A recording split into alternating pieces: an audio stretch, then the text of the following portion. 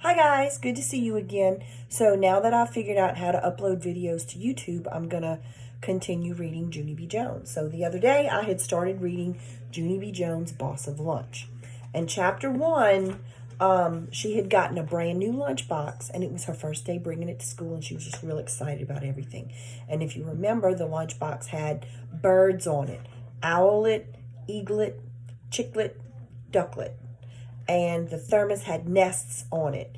And the mean little girl in her class, May, was making fun of her because May buys her lunch at school, and she says bought lunches are better than brought lunches. And Junie B just got all upset, and she just sometimes can't control herself, so she didn't have a really good morning. So let's continue. Chapter 2 is called Hoagies. The lunch bell rang at 12 o'clock. 12 o'clock is around noonish, I believe. I picked up my lunchbox and ran to the door. Then I lined up with my friends, and I waited to go. It's almost time, I told them, very thrilled. It's almost time for me to eat out of my brand new lunchbox. I held it up again for them to see. Which baby bird do you guys like the best? I asked. Pick one, okay? My friend named Jose looked at the birds and shrugged his shoulders. I don't know. I guess maybe I like the duck best, he said.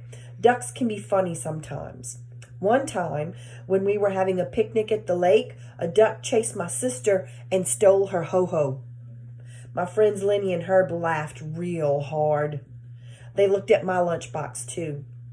I think I like the owlet best, said Herb. Me too, said Lenny. I saw a TV show on owls once, and an owl swallowed a giant rat in just one bite. He didn't even chew or anything. After that, I stared at Lenny a real long time, because that disgusting story just ruined my owlet. That's why. Finally, all of room 1 walked to the cafeteria together. The cafeteria is a big room where we eat lunch. It has smells and noise and tables in it. Room 1 sits near the window. I zoomed there speedy quick. Come, Herb, I called. Come, Lenny and Jose. It's time for you to watch me eat out of my new lunchbox. I turned around to wait for them. Only too bad for me, because none of those guys were even coming. Instead, they were standing in the stupid, dumb lunch line. My mouth fell open at that sight. Herb! Hey, Herb, I called. What do you think you're doing? Why aren't you coming to eat with me? Herb shouted back, I'm buying my lunch today, Junie B. Jose shouted too, me too. Everyone is buying today, Junie B. Hoagies! We're having hoagies, hollered Lenny. Save us a seat. My shoulders slumped real disappointed, because I wasn't actually expecting this development. I sat down at the table and looked all around. There was only one other person sitting there. His name is Sheldon. Sheldon waved his fingers at me. We're the only ones here, he said. We're the only ones who didn't buy hoagies today. So here's Junie B yelling at him. There's Sheldon. And then there's the other ones in line. And a hoagie is like a big sub sandwich.